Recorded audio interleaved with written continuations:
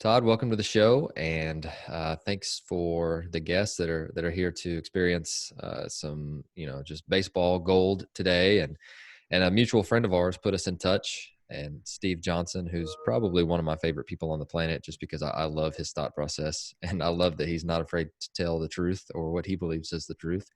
And so he mentioned something on Twitter a little while ago that said that you were one of the more underrated coaches in the country, and I was obviously that piqued my interest. And so I'm excited to get to know you a little bit better today, and welcome to the show. Thanks a lot, man. I tell you that that thing came out. My wife goes, "Yeah, you're underrated at work and overrated at home." That was her reaction to it. I love that. That's great.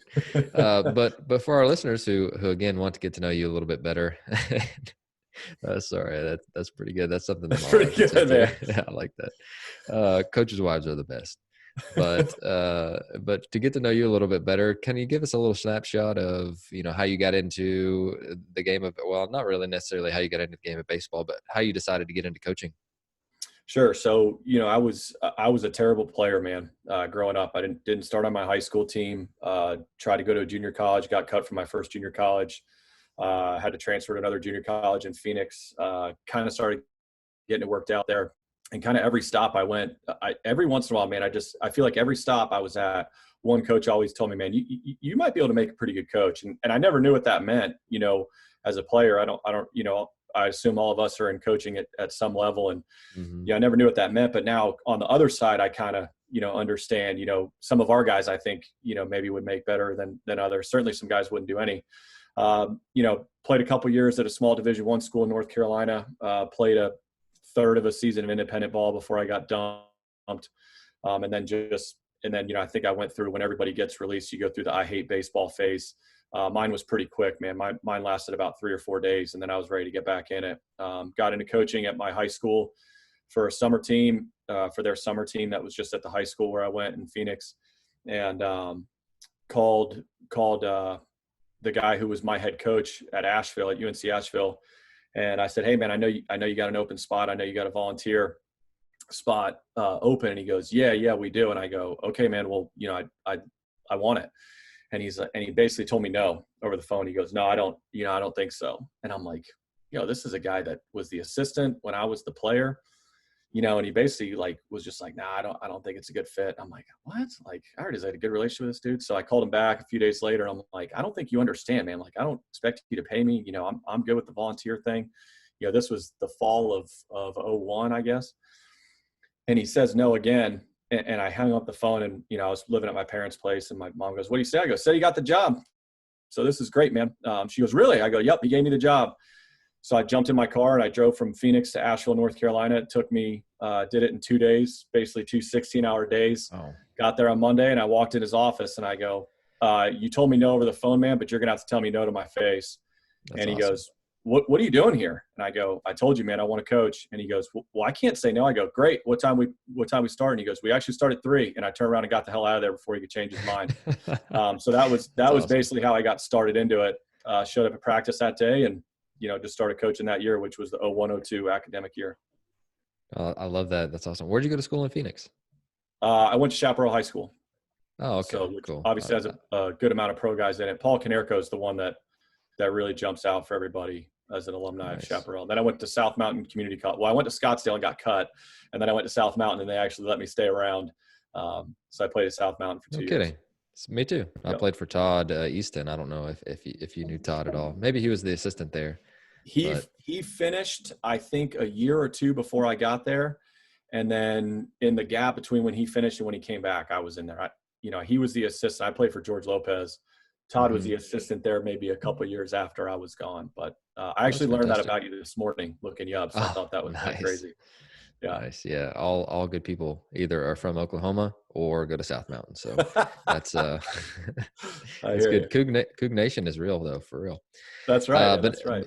But anyway, so with man, that's a really cool story. And I just so how did you get to Wofford? Like what were your next steps? So you went to UNC Asheville, and so I did you UNC basically Asheville. Yeah, I did UNC Asheville for a year. And then I went, maybe the biggest break I got was The next year I got the assistant job, the GA job at Gardner Webb, where I was able to get an MBA and coach for 2 years. And then that ran out, and I was a millimeter away from being out of coaching, man. Nobody was, I couldn't get a job. Nobody was hiring. Ended up at a junior college in Kansas called Fort Scott, which was that was a tough experience, brother. That was a tough 9-10 months. Kansas Middle of stuff. yeah, man, middle of nowhere. And then I was coaching the NYCBL. From there, I was coaching the NYCBL, and while I was in the NYCBL, this job at Wofford came open as the assistant, and just kind of some mutual friends got connected. That's kind of a wild story how I even interviewed here, but we can pass over that. But got the assistant job, was our assistant for 2 years when I was 26 and 27. And then our head coach retired after my second year here, and I was 28, and, got put up with against 4 other people for the head coaching job. And I don't know what the hell he was doing, but he gave me the job at 28 that year in summer of 07. Been here ever since. I love that. And so, man, 28, that's wow, that's young. God, I was so So, bad those first 2 years, man. so, Jesus so, Christ, I was so bad. so what was the biggest lesson you learned? Or if you could go back and tell your, 28-year-old self some different things, what would it be? Yell less and act more. That was the one thing I always, I got a big voice, man. I'm just kind of a loud dude by nature. Maybe being the youngest of 4 boys in my house did that, but I was always trying to correct by words. I was always trying to correct by, MFing somebody or, doing that. And I just, at the end of the day, man, after a little bit, I realized I just needed to make more moves. I needed to take guys out of the lineup. I needed to move guys down to the lineup. I needed to throw guys out of practice calmly. I just needed to act more and scream less. And I just kept repeating that to myself, starting in years like 2, 3, and 4, was just say less and act more, basically do it that way. And I feel like that was a good transition. That's really good. And so you get the job at 28. And so something that I really think is critical is, I don't want to say putting your stamp on it, but it's kind of that. So whenever you first start, you almost have to be a salesman, because Yeah. the guys signed up and they didn't sign up for you to be their head coach the first year, right? And so what were some of your first steps that you took to try and get really buy-in from the guys, from the program, from just everyone on campus, and what did your vision look like whenever you first started? So it was, when I was our assistant, I loved our former head coach, Steve Traylor, man. I love him. It was, one of the academic things here at Wofford is our calendar, our schedule is just all over the place. Mm-hmm. So we would be practicing, we'd always be missing, we practice every day at 2, 3 o'clock, which I thought was normal, but we'd be missing, 3 guys on the front end, 3 guys on the back end, guys coming and going. And one of the big things I said, we're not practicing until everybody's out of class. And that was maybe the worst thing I did and the best thing I did. I mean, we were practicing from 6 to 10 at night, every night, because guys weren't getting out of class till 5 or 5:30. But that was maybe the biggest fundamental change we made was, hey man, we're just all going to be in here together. We're all just going to do this. We're all going to be in here together. And so it just basically kind of changed the level of expectation and the level of commitment that it was going to take. And then really, if I could repeat one thing I did that year that maybe saved my own ass, was I brought in all the upperclassmen. I was our assistant for 2 years, right? So, I mean, I had relationships, and I brought in all the upperclassmen. I go, okay, what do you want this program to look like? What do you want out of this program? And, when you ask those questions, those guys know, man. They know. We all want the same things. I always find it ironic. A player will come in and be like, man, I want to do this. I'm like, yeah, man, you're our left fielder. I would love for you to hit third, hit 380, be on base at a 450 clip, and be an all SoCon. So we want the same things, man. Like I want what you want. And so what I learned with that process was we all want the same things. The argument always comes about the best way to do it. The route is always the argument. The end goal and the expectation is always the same.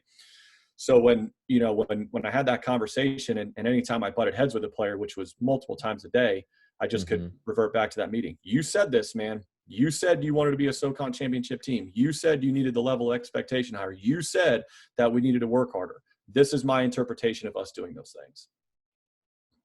Oh, that's fantastic. And I think that that just goes to show you that whenever you provide some ownership to the players, obviously that they're going to take ownership of that. And something, sorry, I'm getting on my phone because I wrote down a note. There was actually two quotes today that I heard that I thought were really good. And it was, people are likely to commit to what they help create, which is exactly what you're talking about. And then people are more likely to buy in when they get a chance to weigh in. And those are two things that I picked up today that I thought were extremely good. And it just, goes to your point of uh, just providing ownership for the players and then holding them accountable to what they said. I mean, it sounds so simple, but it's something that it's almost an ego check whenever you're asking them, because it's your program, in quotes, but you're providing ownership for the players, which I think that you would probably agree that it's actually their program and we're just helping steward that. But what are some different things that you do for culture building? So you started at 28, you've changed a lot since then, but getting the culture to where you want it to be, or the environment and what you want it to look like, what you want it to feel like, what you want them to act like. What are some different ways that you go about that? I think the biggest thing that we talk about as a staff is you're never gonna make a legitimate adjustment in one conversation. It's not the bombshell conversation that does it. It's just the consistent message over and over and over and over again. And it's to the point where, like, if we're struggling connecting with a player, then we will make sure that all five coaches deliver him the same message. And it's almost like, if you got a guy trying to buck the system or a guy not buying in, it's like you just don't want to give him an out. Guys will just go through the line trying to find somebody they agree with, and 19 guys are against them, and then they finally find the one that they get, and they're like, see, he's with Sure. me. And Right. but the more you can kind of box them in, that's it. And so we try to do it from a staff standpoint, and then we also try to do it. We have, instead of captains, we have what we term a cabinet. And Okay. the main difference between captains and a cabinet is there's a representative from every class. So the guys vote on it, but it has to be, there has to be one representative from every class. It can be five guys. The smallest cabinet we've had is five. The biggest one we've had is 11. And then it's the same thing. Hey, what do you guys want out of this? How did you guys feel about last week's practice? And you basically it's a collaborative effort. We talk about that all the time, man. This is a two-way street. It's a collaborative effort. You get a voice, we get a voice. We can't do this without you. You guys can't do this without us. It's mutually beneficial. And so just the more those conversations happen, and we meet with our cabinet about once every 3 to 4 weeks or so. We can do more often if we feel like we needed it, but it's basically just encapsulating them of where it is. And so it's not one thing. It's just that constant, consistent message from all angles. I would tell you that's how we try to attack it the most.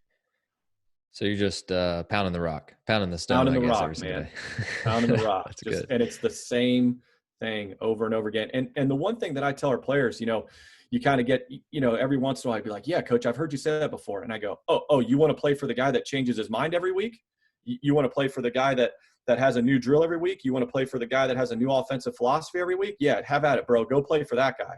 Because I can assure you, when you're done, you're going to appreciate a consistent message and appreciate a consistent path, because I've played for those guys that go all over the place. Those guys will drive you insane. Oh, that's fantastic. I really like that. And so what are your values? Like what are the things that you hold true? You're like, hey, I want you guys to take ownership, but these are my pet peeves and these are what I want you guys to make sure that you do, because it transcends, time, or there are things that you feel like they need to do to be successful. So we have the clearest answer. We have a sign in our locker room that basically gives the 5 qualities of a successful Wofford baseball player. The first one's a high internal motor. Don't expect me to motivate you, man. It's not my job. Not my job to motivate you. So you got to have a high internal motor. You always have to be developing. We've talked about it during this, man. This is not the off season. This is just a different development season. You mentioned it right before we got on. What can we do now before we get back? So we're always developing. The next one is we expect our guys to have a high baseball IQ. And we are fortunate in the fact that we have a lot of smart players. We got a lot of guys, 12, 13, 1400 SATs, but we also have some guys that are just average students. But baseball IQ is different than common sense or book smart. So we expect them to do that. The next thing we expect them to do is be selfless. And I know that, that's so easy. But the last one, that's the most important one, is we tell our guys to play tough. And we constantly describe the difference between playing hard and playing tough. There's a difference between those two things. Guys think if you run hard down the line, you're playing tough. That's bullshit, man. That's an expectation. Playing tough is, can you throw a 2-0 fastball down the middle with the bases chucked and their 3-hole hitter up in a tie game in the 8th because that's our best chance of winning. That's tough to do. You got to be mentally tough to be able to have the fortitude to be like, yep, I'm cramming this thing middle, and here we go. Can you keep the ball in the infield with 2 outs with a guy on second? And I can go through a million explanations, but we describe the difference between playing hard and playing tough all the time. Well, that's really good, and I really like those. And another thing that I've really I want to get more insight into is how do you talked about a consistent message over and over and over and over and over. How do you consistently make those important to you? Like what is, if I'm coming to watch you guys over a month span or a week span, I probably see those, but just in an hour conversation, it's kind of hard to describe, those and to get buy into those. But how do you make those important to the players? You got to give them data, man. You got to give them data. And, so one of the things that, we turned the corner 6, 7, 8 years ago, something like that. Consistently losing to consistently winning. And when we flipped it, I went back and I looked at what mid-major at-large teams do, because that's what we are, man. We're a mid-major team. And the constant was fielding percentage. An ERA would float anywhere between 2.2 and a 4.5. Team batting average could float anywhere between 260 and 340. Stolen bases could float anywhere between 30 and 120. But the constant was fielding percentage. Not one single team that is a mid-major will be an at-large team if they field under 970, period. It never happens. So then, that was like, okay, you guys want to be an at-large team? We got to field 970. How do we field 970? We got to catch the freaking ball, man. And so from then on, if you watch us play, and anybody that has played against us, you hear the phrase ball first out of our dugout hundreds of times a game. It's not turn it, it's not twist it, it's ball first, ball first, ball first. It's not got room, it's nothing. That's the only message that we hear and we say out of our dugout. And essentially, man, you just got to stick it. And it's to the point of like, if I don't feel like a guy's buying in to that ball first philosophy, like we will get on them when the ball gets thrown around the horn. Boom, boom. Hey man, when that thing comes around, I want to see you stick it. I want to see you ball first it. The guy that like swipes it, like, nope, give it up. And so that philosophy is just pounded into those guys over and over and over again. And the crazy thing is that the tighter the situation gets, the more that is said. And that's when it's really sinking in, when you're in a nut cutting situation and those guys are repeating your best mantra, and that is our ball first. And you just hear that constantly out of our dugout. Oh, that's fantastic. And I think that one thing that we do as coaches, and you've mentioned it several times, is there are things that we need to change a little bit. Like you mentioned, some things that you did early in your career that you've changed on. But I think we also, we have a flavor of the day, or almost a flavor of the week, flavor of the year, on where they may not know what's truly important to us. And I think that's where it sounds like you've done a really good job of keeping the most important things important, but also simple. Is that your thought process? No question, man. I was having a really good conversation with a buddy of mine who's a pitching coordinator for the Astros. And, I was joking around. I said, man, every time I talk to you, I feel like you're learning a new skill. I feel like you're adding something. And he goes, yeah, man, you're an avid learner. And I go, yeah, but I never do that. And he goes, well, what do you do? I go, man, I just try to perfect the skills I have. And, one of the things that he said was, he's like, well, give me an example. And this was later on. And for a head coach, addressing your team is the most important thing you do. Commanding that room is the most important thing you do. So for me, like when I address our team, which is multiple times a day, I am just constantly thinking about, how do I do that a touch better? How do I use my verbiage just a little bit different to message our team just a little different? And those are the things that I focus on. I focus on, for me, I don't really try to add new skills. Of course, man, I always want to adapt. I always want to be creative, but I don't really care how much I understand things that I don't use. It's interesting, but I'm not going to waste time, getting into spin rate off of the bat when I don't give a shit about spin rate off the bat. That's not our philosophy, man. So like, why would I waste my time learning about that when all we care about is plate discipline, timing, and swinging at max bat speed. So let's come up with 50 messages to create plate discipline as opposed to learning 49 new traits.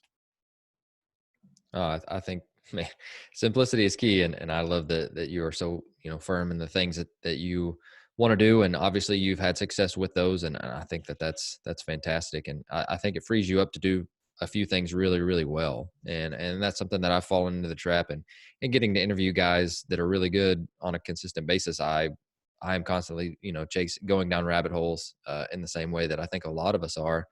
But another thing that I'm starting to get more and more into effective communication, and I think that doing this podcast has helped a ton.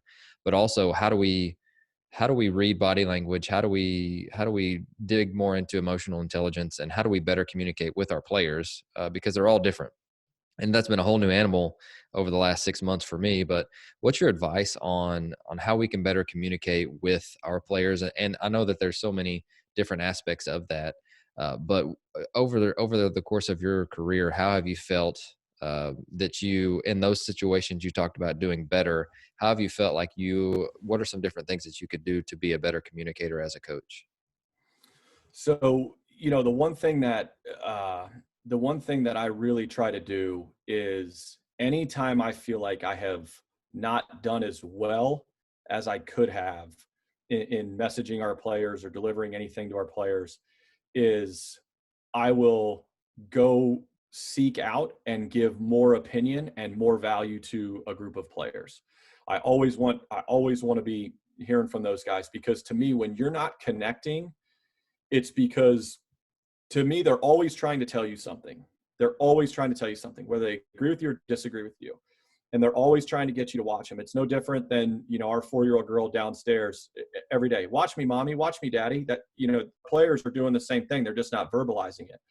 And so for me, I just really think that if I'm not connecting with our players and I don't feel like my message is landing, then there's something internally going on with the team that they're trying to communicate with me. They just haven't quite had the avenue to do that. And again, man, like I'll go back to one of those cabinet meetings. I'll pull aside 2-3 cabinet members. Hey, man, I thought our base running session was just okay today. What are you guys thinking, man? Where are you guys at? Where am I missing? And those guys would be like, well, Ti, man, like we were just, man, we just maxed out on squats last night and we're honestly pretty sore, and that's really on us. Like, okay, hey, man, next time you guys max out on squats in the weight room, just give me a heads up and I can do a lot more verbal teaching than I can physical teaching. Great, thanks, man. And to me, it's always about where they are mentally and where you are mentally, not quite necessarily the words or the verbiage that you're using.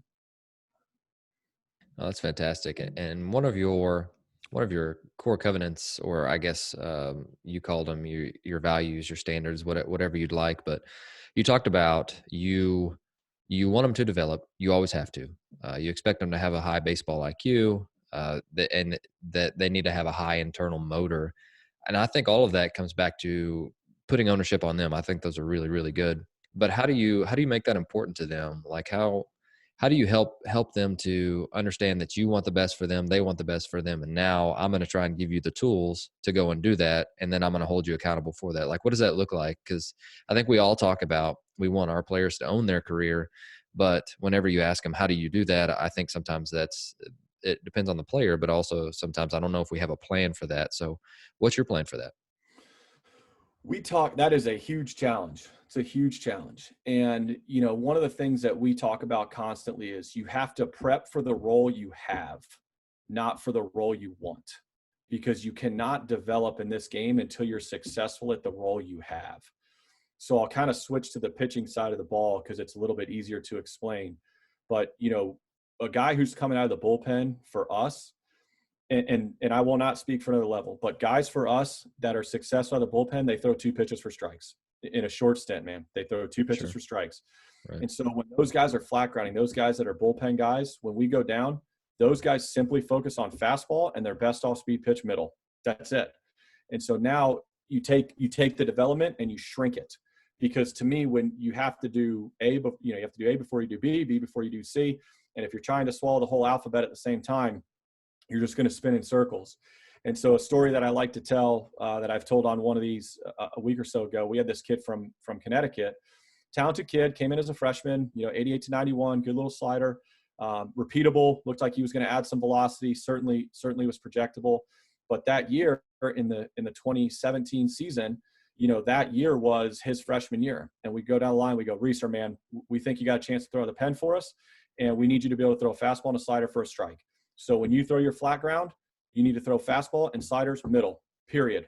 We're not going in, we're not going out, up, down, and you're throwing sliders middle, not chase sliders, everything's middle. And he looks at us and he goes, okay, explain why. And, Reese, 1350 SAT, and I go, because in order for you to develop, you've got to succeed. And in order for you to succeed in this role, this is what you have to do to succeed. He goes, okay. That kid now, fast forward 3 years later, is now 90 to 93, added a third pitch as a changeup, and was starting on Friday nights for us.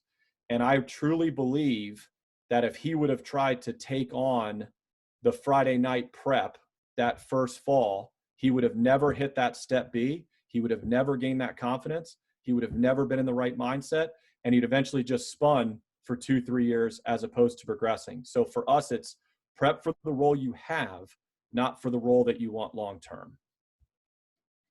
So really it's just, and this is something that I'm picking up from you, you want every individual to have a super clarity of purpose of what they can do to help.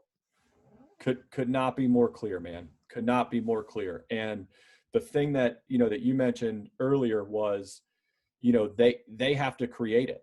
They have to create it. So every single one of our players will sit down with one of our position coaches, and they will go through, and they will, they're required to come in with a notebook, come in with thoughts. Hey man, what are you doing at your best?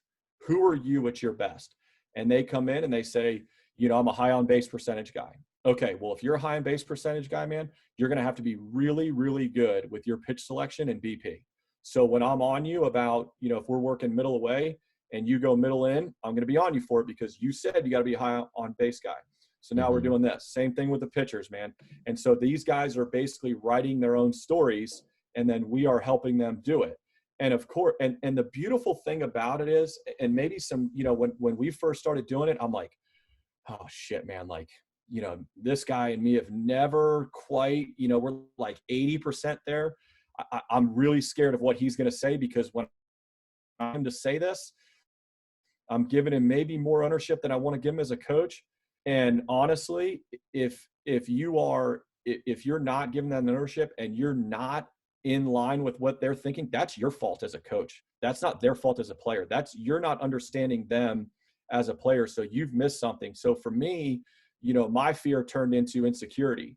Well, if this guy tells me something that I didn't know he was going to say, that's my fault as a coach, not his fault as a player. I didn't know that player well enough. And so now these guys develop their own systems and their own habits, and it just makes the accountability so much easier. And we want everybody to be different. And the guys that we see that outperform their talent are the guys that know, prep, and perform to their skill sets the clearest.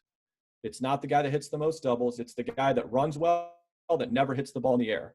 And it's the guy with 100+ bat that can't run, that never hits the ball on the ground. It's not one or the other. It's just those guys matching their approach to their skill set. And the more you can let them decide what it is, and then you can help them play into that, the auxiliary benefits are going to come on the side of that. You don't have to focus on the next skill. You have to focus on the skills that you have.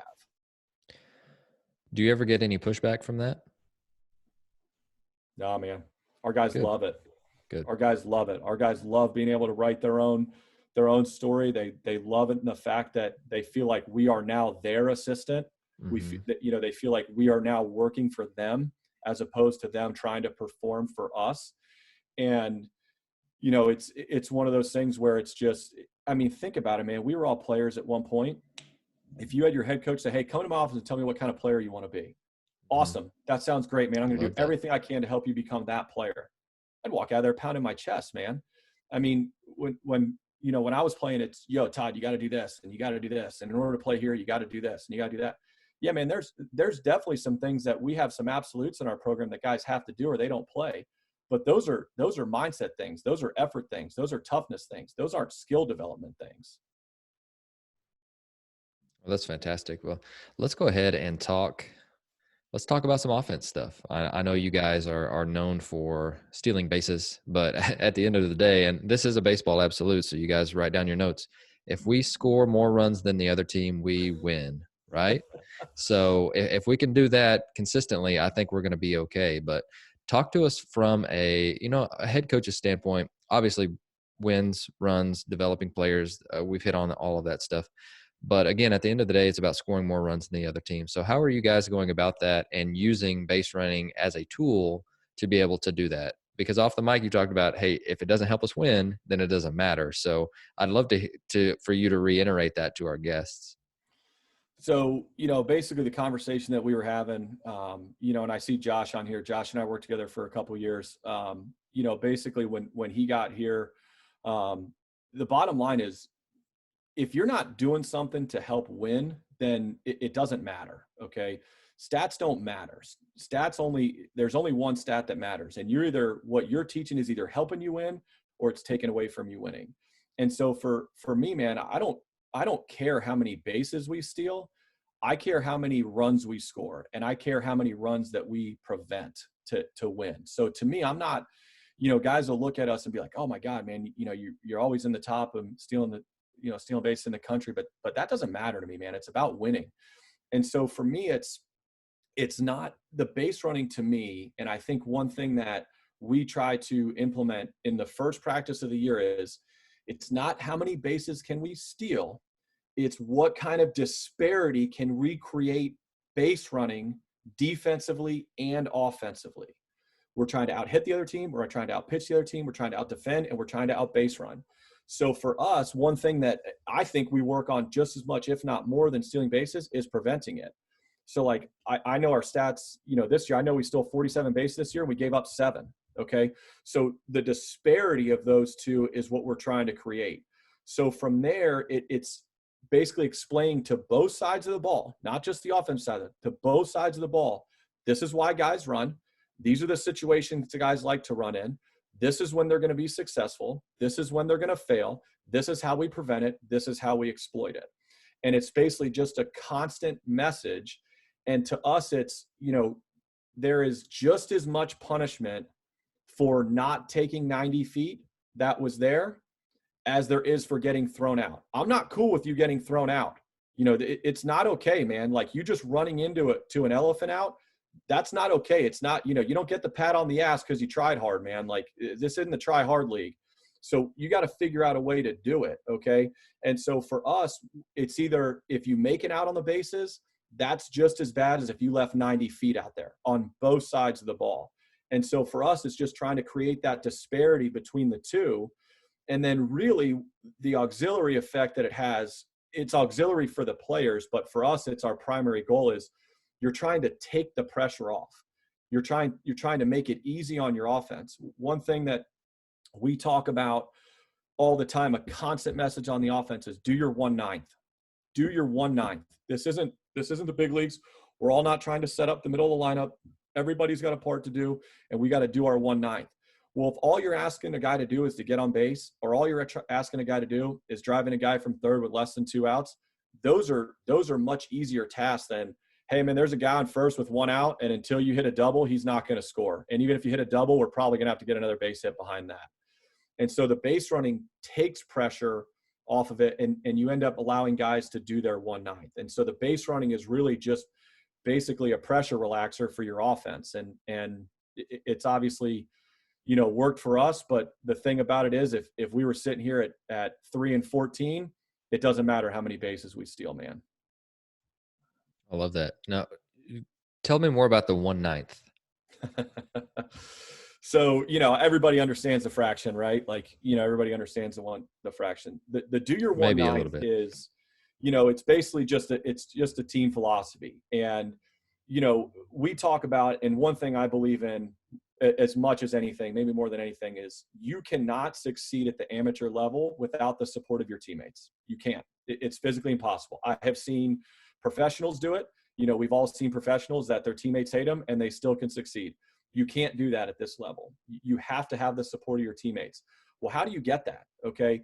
From the offensive side, answering your question specifically, it's, you got to do your part, man. You have to do your part. And doing your 1/9 is whatever that situation calls for.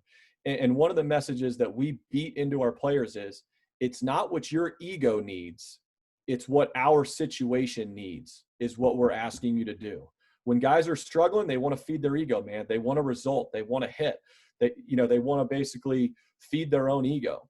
Well, in that situation, man, if you're struggling, you got to do something to help us. Okay. You've got to do something to get us on the board. You got to do something to reach base. And so for me, man, it's one of these things where if you're just asking guys to do their 1/9, all of a sudden that situation comes up, and we'll do a lot of film review, which I know is maybe a little bit different in baseball. And I don't mean film review of like mechanics. Like, we don't do a lot of mechanics. We do a lot of game film review, okay, and situational film review with our team. In fact, that's one of the things we've been doing the most in this time is game film review. And it's, okay, what do we need in this situation? What is our mindset in this situation? Where are we at? What's our timing? What's our pitch selection? Break this all down for me. And so for me, the 1/9 is just basically having those guys funnel into the game as opposed to feeding their own ego of what they need. I like that. I've heard 20 square feet before. I've never heard 1/9, but I that makes a whole lot more sense. And again, so teaching an offensive approach, and that can encompass so many different things. But we're in the era of hyper individualization, which is really good. But also, how do again, you guys are really good on the total offense, not just at hitting bombs or stealing bases and doing both of those independently. You have been able to score a lot of runs on several different facets. So if we could steal some different ways that you're teaching that, I'm sure it comes down to what your team has, what your team is good at. But how are you, besides the 1/9, how are you teaching those really on a daily basis, or just, again, I'm looking at this from like a holistic standpoint of team offense. So, I mean, what are some things that you're like, okay, we've got to do these things really well to score a lot of runs? So the three things that we stress all the time as an offense in this order is swinging at the right pitch, being on time, and swinging at max bat speed. And any time, and I know there are some phenomenal hitting coaches who are really good at breaking down mechanics. And I feel like JJ, our hitting coach, I feel like him and myself, we can break down mechanics with the best of them. I talk mechanics less than 3% of the time. Okay. And one thing that we adjusted to within the last few years is we changed from swing rounds to pitch rounds. It sounds maybe too simplistic, but it's no more 5 swings. Hey man, you got 5. When we tell our guys, man, we're doing rounds of 5, it's 5 pitches. And so a good take is just as important as going after the right pitch with a swing. And so the reason that we really try to, at least for me, and I won't speak for anybody else, the guys that I see who are not in tune with their mechanics, which is obviously good. Guys who are obsessed with their mechanics, they want to swing. The more you're obsessed with your swing, the more you want to practice that, the more you want to swing, and the more you end up swinging. And the guys that are obsessed with their mechanics, typically, in my experience, I've seen those guys' plate discipline go out the window because they're constantly worrying about their mechanics and where their swing is. So for us, we just get into pitches. And something that we added within the last couple of years is, when I throw, like in the rounds that I throw, is every time a guy goes through a round, whatever we're working on, okay, and one of my favorite is we call it split timing, okay? It's fastballs away and hangers in, okay, because we feel like that's basically the same timing. So split timing is a constant for us. And simply after every time they take or swing, I ask them to say yes or no. And yes means they made the correct decision, and no means they didn't. They could take, yes. They could swing, yes. And all of a sudden, and I don't ever tell those guys, you are right or you are wrong. It's no. Why no? I was looking middle of the way, man. I thought that was kind of in. Okay. And most of the time they're right. Sometimes they're wrong, but we just constantly ask for that feedback. And it's just constant plate discipline over and over and over again on a daily basis. And basically after that, hey man, were you on time? Yep. Okay. You swing at max bat speed? Yep. And essentially, man, you do those 3 things consistently, I'll take my chances. You swing at the right pitch, you get on time, and you swing at max bat speed, I'll take my chances. Because I think everybody in baseball will tell you that, yeah, there are some core traits for good hitters, but man, we've seen a ton of different mechanics produce really good hitters, and we've seen a ton of different mechanics produce really bad hitters. And those are the three main areas of focus that we sit on are right pitch, on time, and max bat speed. I love it. Now, what do you do as far as base stealing goes? Do you guys have a system that you guys run everyone through? Is it how fast the guy is versus if you got some donkeys? I mean, just kind of walk us through it if you don't mind, or teach us how you teach it. So basically, everybody has a conditional green light, and is the way it goes. And everybody's green light is different. Okay. So, basically guys that are really reactive and really spry, their green light is going to be a little more forgiving than a guy who's not. Okay. So what does that look like? How do you teach a guy to have a conditional green light? Okay. So the most basic way to explain it is we just have a few different factors: their lead, their speed, the pitcher's time to the plate. That's basically it. And kind of come up with a mathematical formula of to label each one of those guys. And then they can just do some simple math in their head, and they realize if the term that we use is matched up. If they're matched up, -1, +1, whatever, and those guys know. So it all started for me, back in 2009. We were at Georgia Southern, and we were in a situation. I was coaching third, and this was maybe my second year as head coach. And there was the guy at first base, and I'm going, okay, baseball is saying it's time to run. Okay, it's a tie game. It's in the eighth. We're in the 9-hole. It's a 2-strike count. Baseball is telling me that we need to run. And I'm looking across the field. I'm going, this dude's out. Like, he's out. And I don't know why, but if he takes off, unless this ball goes into center field, he's out. Okay, so I don't really care what the game is telling me. I'm just looking at this. I'm going, this dude's out. Well, then fast forward. That was Friday. Fast forward. It's Sunday. And baseball is telling me that I'm an idiot to run. We're down 7-3. It's in the seventh. We're in the middle of our lineup. And I'm looking third base to the pitcher to the runner. I'm going, unless he falls down, he's safe. I know he's safe. And I don't know why, but I know he's safe. And so from that weekend on, that was March of 2009 at Georgia Southern. From that weekend on, I basically tried to come up with quantifiable numbers of why I was seeing what I was seeing. And so the analogy that I've used before is, we're 3 hours from Atlanta. Okay. If it's raining in Atlanta and it's not raining in Spartanburg, well, at some point it's raining and not raining, right? Like, where's the tip of the roof? And so for me as a coach, it was my job to dig in to figure out where's the tipping point for every runner with every situation. And we feel like we've kind of gotten our hands around that, in the last 4 or 5 years and of course there's no absolutes, man. Things change in game, and I can go on a rant about that forever. But, we're basically trying to find that tipping point of every runner, and we've been able to find it. And so guys, all of a sudden they come in and they go, our guys can be like, I don't steal bases. And one of his teams be like, you'll sneak like 8 or 10, man. Don't worry. We'll find some time for you. So we're basically just calculating their speed, their reactionary skill, pitcher's time to the plate, and their distance of lead, and pounding into those guys what they're reading and allowing them to make the decision is really what it is. And, if we steal X number of bases on a year, I would tell you that 95% of them, I didn't put on a sign. Oh, I love that. So another thing that's popping up in the chat a little bit is recruiting and just some of the different challenges that you have. I know it's an extremely high academic school, and you're literally right in the middle of ACC, SEC country, and with some other really good schools around there. But how, in a nutshell, how do you recruit? What's your process behind it? And do you have to look for certain types of players in regards to what you guys or what fits for you guys?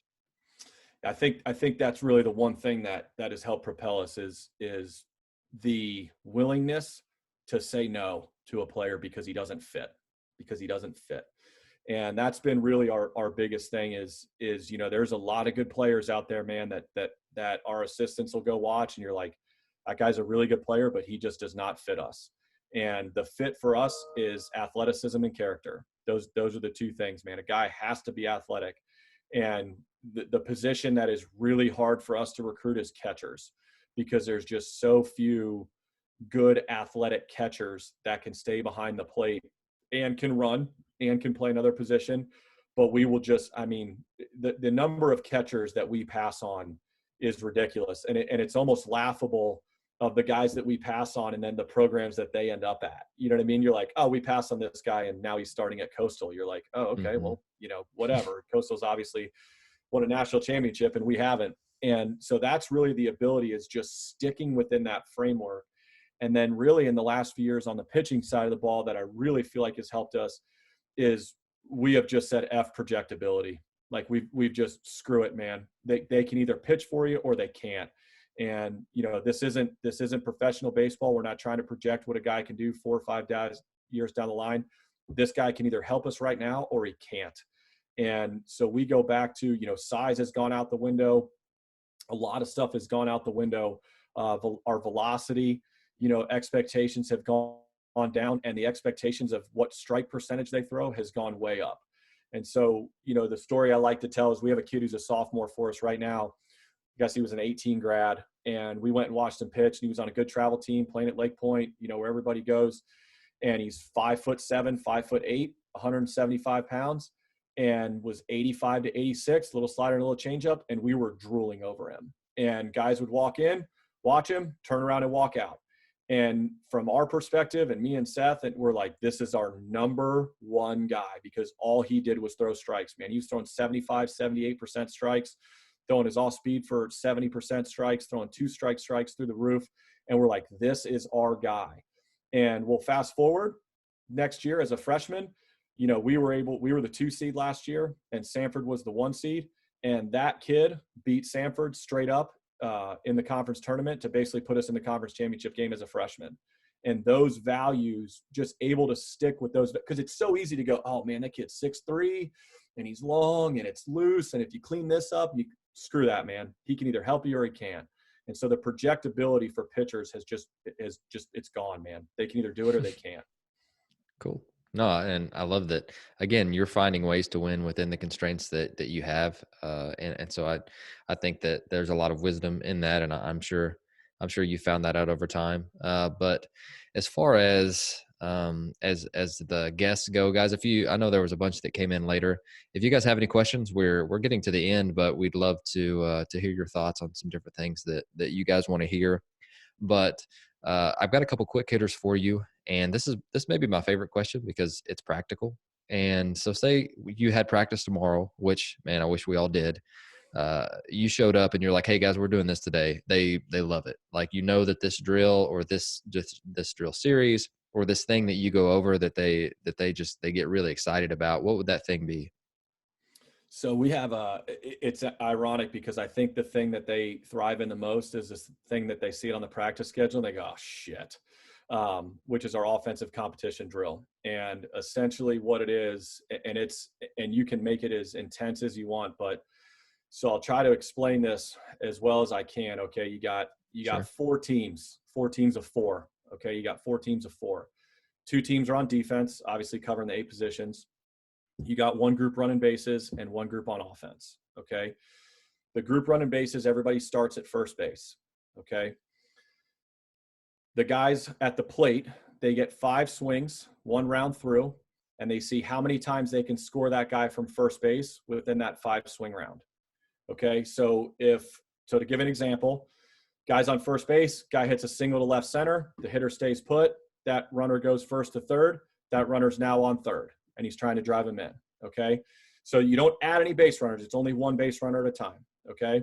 Last swing is coming out. So if they jump ship, then it counts as 2 runs instead of 1. Okay. The batter runner is live on the last swing.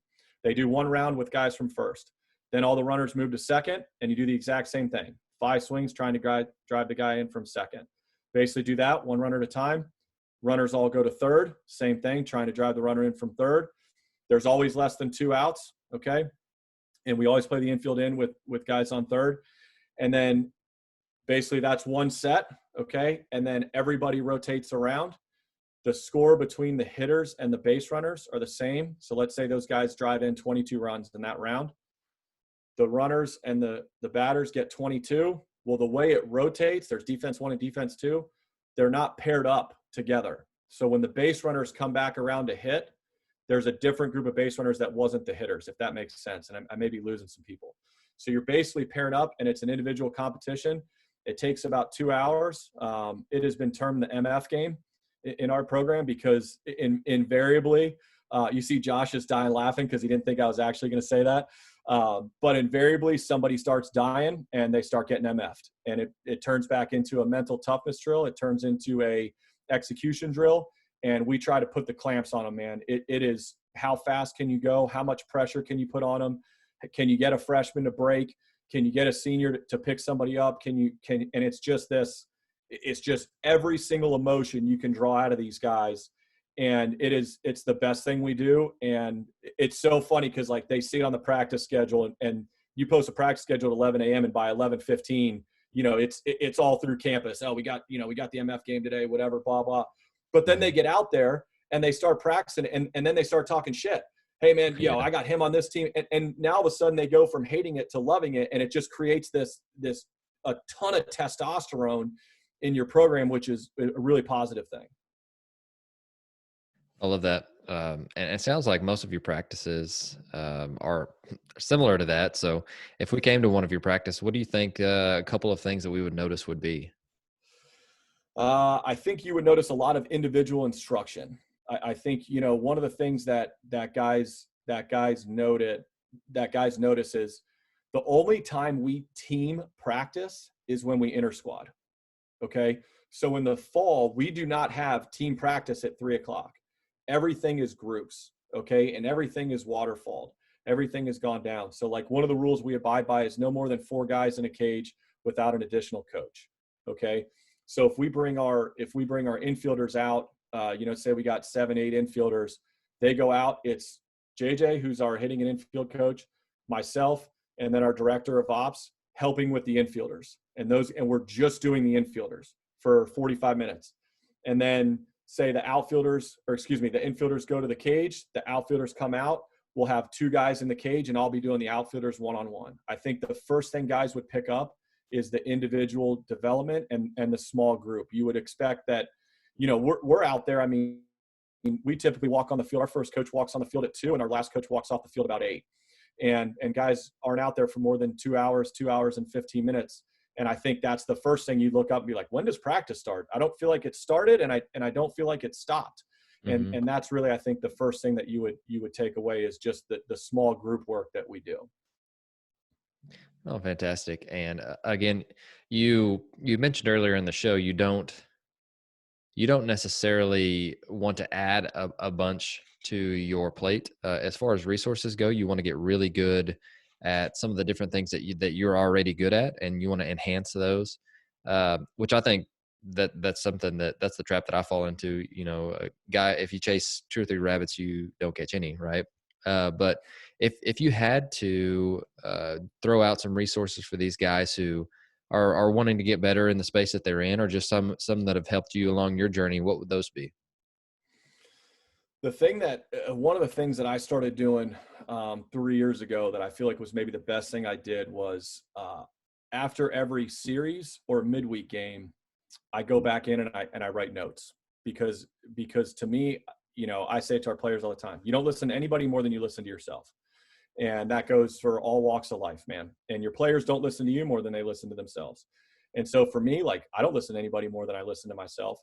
And so for me, if I'm really going to learn and I'm really going to evolve and I'm really going to adapt, then I have to do a better job of listening to myself. And I have to be honest with myself.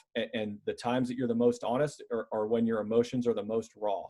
And so if we go through a series, we sweep, we get swept, either that Sunday night or that Monday, I go into the Excel sheet that basically is just labeled coach's notes, and I just type out everything that I feel like I learned through that as a coach, as opposed to, and I know this may be the worst thing I've ever said, like I actively and avidly do not read. I do not want to read. I don't want to hear what somebody else's opinion of leadership is. I don't want to hear what somebody else has done to be successful. There is no book on how to coach the Wofford baseball team in 2020. It's never been written. And so for me, I have to do a better job of listening to myself, and me creating those notes and going back and reviewing those has really helped me kind of fine point what I'm trying to do. Cool. Do you handwrite or like Evernote? Type it out? Type. No. Okay. I'm an avid note taker in game. I got a pretty elaborate sheet that I have in game that basically tallies executions and our defensive chart and the things that we value. And then I have my notes, post game notes, pre-game notes, notes to the players, notes to myself. And then, when I go back, I have those notes that are basically sitting there that are, basically a full page of notes at the end of each game. And then I basically just go back through there, and that kind of jogs my memory, and then I type them in. Something I'm trying to get better at. I type a lot, but obviously, which is easier to go back in and search, especially because I use Evernote, and it does several different programs. But they talk about writing stuff down as like a 60% more of a chance of remembering, and that's something that we're trying to add during this time. So it's been hit or miss, but it's something that I think you're right on, you nail on the head as far as just, man, it's especially once you're in the moment, how much do you forget by the time you get to the next day? Because it's like, man, okay, all these different things, these wave of emotions just hit me, and I need to write them all down now versus the next day when you can remember some different things and probably some new things. But is that intentional? You do it right after the game for that reason? Yeah, yeah, and that's Okay. and to your point, Jonathan, man, that's why I like to write. So I like to write down because, it's also kind of therapeutic in game. You know what I mean? It's like, all of a sudden, a guy makes a mistake, that you've been on him for forever, and emotionally you want to go get him. But as a coach, man, like, you need that guy. You need his next two at bats. He's been doing whatever. He's been chasing bad pitches, first pitch for the last 2 weeks because he's just chasing his own ego, and he does it again in at bat too, and you're ready to just jump as shit, and you can't, because you need that guy's next two at bats. So for me, it's therapeutic to go back in there and say, write down, hey, this guy needs to be better first pitches, and so that way at least it kind of alleviates it from me, and allows that guy to play more freely, because I've already kind of modified myself, so to speak. So that's why I Sure. like to write, because it allows me to move on to the next thing. Mm-hmm. Perfect. A couple of questions from the sidebar. Ryan, I think we answered your challenges recruiting at a mid major, but he also wanted to know what are some different challenges that you're having to deal right now with COVID-19? The biggest one is we don't have grad school. So when everybody got the year back, that was it. That was it, man. It was, we don't get another shot at this thing, man. We don't get to run it back with our 10 seniors like a lot of guys do. We've had fifth year guys in the past before, but you got 2-3 years to game plan it. By the time that we really knew what was going on, it was the beginning of April, and our guys were 5 weeks away from graduating, and that's the way they had planned it out. So, for me, that's been the biggest challenge, is basically just accepting that it's been hard, man. And to tell you the truth, I have not slept a full night since our season got canceled. I haven't slept through the night one time, and it's because of the lack of closure that I know that we're going to get. And it's the what if. I mean, we obviously were, this was a team that we were looking forward to for a really long time. We were off to a really good start, and we were doing it really, really injured, which is what nobody knows, man. I mean, we were down Friday starter, Sunday starter, midweek starter, second bullpen arm, first baseman, catcher, DH, shortstop, and center fielder. We were down all those things during that run, and then it basically started to get healthy as the season got canceled. And so for me, that's been the challenge. I trust our players. That question gets asked a lot. Hey, man, what are you doing with your players? We trust our players. That's it, man. It's that simple. We trust our players. And the one thing I've told our players is, anytime shit hits the fan, which this obviously has, it's a separator, right? Because everybody goes back to their core principles. Everybody goes back to exactly who they are. So this type of thing, for me, it's just going to be a separator. The best players and the most disciplined players are going to be better on the back end of this. The lazy players are going to be worse, and now the gap is going to be even more. That gap would have been this much, had everything, been able to transpire the way we thought.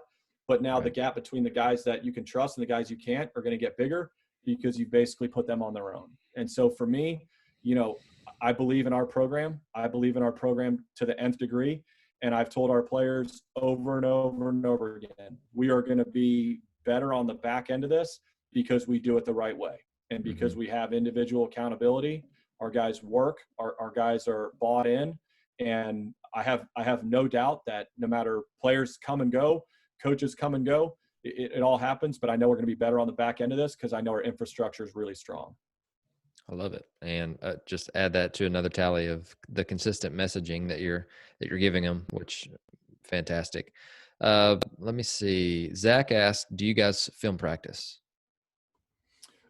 We do occasionally, not much. Inter squads we certainly we want to film. The MF game gets filmed. Just basically to see that. But basically filming practice and watching that. No, we don't do it. Perfect. And let me see. There was one more for reactionary base running times. Kyle asked, how are you measuring that?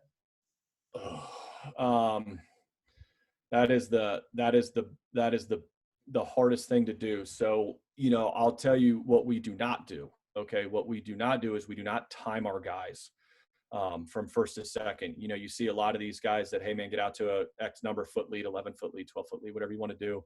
I'm going to go on your first move and I'm going to time you through the bag. And then I'm Mm-hmm. going to do the pitcher and the catcher and I'm going to do that math equation and all that, man. Like I got a 5-year-old downstairs that can do that. Okay. So Mm-hmm. that's not coaching, man. That's mathematics. And so to me, it is, you've got to focus, man. You've got to lock in on these guys. You've got to be able to do it. And you know what you're looking for, but basically, you just have to identify it. And some things that we try to kind of see are, how does a guy come out of his break? And I don't mean a steal break. How does a guy come out of a secondary? We've all seen those guys that, the dude delivers to the plate and he flinches like a dog. You know what I mean? Like you walk up to a dog and you like clap at a dog and the dog like, stops real quick. Guys do that sometimes.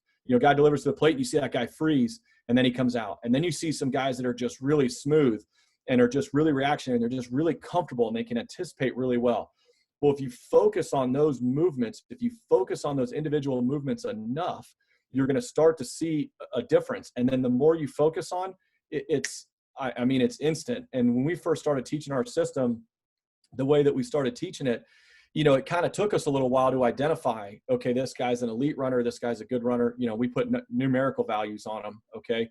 And, this guy, the lower the number, the better, right? So, okay, this guy's a 14 runner, this guy's a 15 runner, this guy's a 16 runner, whatever. Okay. Well, it used to take us like a week or 2, 3 weeks to identify the difference between those two. Well, now, and Josh sitting on here, you can identify it, after you do it for a while, we can identify it in a day. And, you start to see that you go recruiting. And so now it's, we've trained our coaches to kind of look for that. And so, guys will come back and, I'll be like, what kind of runner is he? And, the typical response you get is he's a 6'8" runner. Well, our coaches come back. I say, what kind of runner is he? He goes, 14 runner. I go, okay. And so that's all inclusive. That's speed, that's reactionary skills. But there's no simple formula, man. There's no mathematical formula because this game is played in real time. This game is played in real time with real time decisions. And you got all these analytical dudes in the back coming up with numbers that are not in real time. And the talented coaches can read, adjust, and make decisions in real time with real information. Anybody can read a stat sheet and put a matchup together. It's, can you adjust in real time? Can you adapt to rate of variable change? Those are the things that make an elite coach. And an elite coach is nothing more than a guy who has an elite attention to detail on what they're trying to improve on. That's it. I don't know more than anybody else. I just really trust my skill set to lock in and evaluate a base runner. And I think that's why we can do An elite coach has an elite attention to detail. Can you say that one more time? it. An elite coach has an elite attention to detail of focus on the areas that they're trying to improve. Okay, sorry, I had to make sure I got that down. Love that. And so, man, that's a great segue to the end, I guess, because that's a great quote. It's the best one I've heard in a while. So, if any of our listeners, whether that's anybody in the chat, anybody watching the show, or just anybody that is listening to this at a later date, is there a good way to get in touch with you? I know you're not really on social media. But what would be the best spot online to get in touch with you? Just an email would be fine. interdonatotj@wofford.edu. That's on there. We've been very fortunate to have some success, and we've been very fortunate to have a lot of guys reach out. We've had high school coaches come and watch us practice. We've had big league teams come and watch us practice. We've had everything in between. And we're open, we're honest, we're willing to share. I've had dozens of conversations with coaches I've never met. A guy just send me an email and say, hey man, would you be willing to chat? Would you be willing to talk? And you always try to make time for it. So just a simple email, we'll get it started. And I mean, I got no problem, man. I'm pretty open. So don't really try to hide anything. I love it. Well, again, it's been a pleasure to get to learn from you today and get to chat with you. Looking forward to our relationship growing going forward. But I like to end the show and something that I really that I want to hear from you. If you could give us, your best piece of advice. You've got an array of coaches, college coaches, high school coaches, pro coaches that are here. But what was some of the best advice you ever got, or some of the best advice that you would give us? The best thing, the best quality that I see in coaches is the ability to find work. It's that simple. It's the ability to find work. And, I am very fortunate in the fact that I am a head coach, and there are just very, very few head coaches out there. And the number one quality of a head coach to me is the ability to command a room, which is multifaceted. And the number one ability for any assistant at any level is the ability to find work. And if you have that, the best coaches that I've ever had have the ability to find work. And if you're looking for direction and you're looking for somebody else to do it for you, you're not going to last very long, man. It just goes back to that high internal motor, and you got to be creative enough to find your own work. All right. Well, Todd, I appreciate your time. Guess I appreciate you guys coming on, and feel free to reach out to either of us anytime. But unless you've got anything else for us, I think that's a great segue to the end. But I appreciate your time, and we'll talk soon. Thank you, guys. Thanks, Jonathan, man. This was awesome, man. I really appreciate you having me on. All right. Thank you, Todd.